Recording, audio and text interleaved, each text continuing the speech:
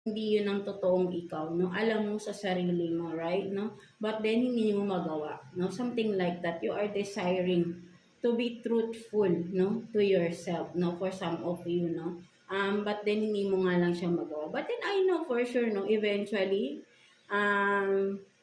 magagawa mo rin yan, right, no?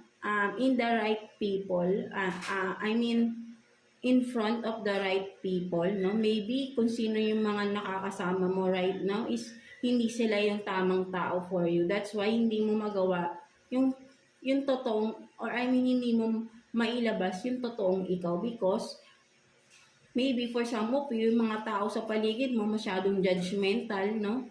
At alam mo na ma-judge ka nila once you reveal who you truly are, right? Mga Capricorn natin. So, anong ibig sabihin yon?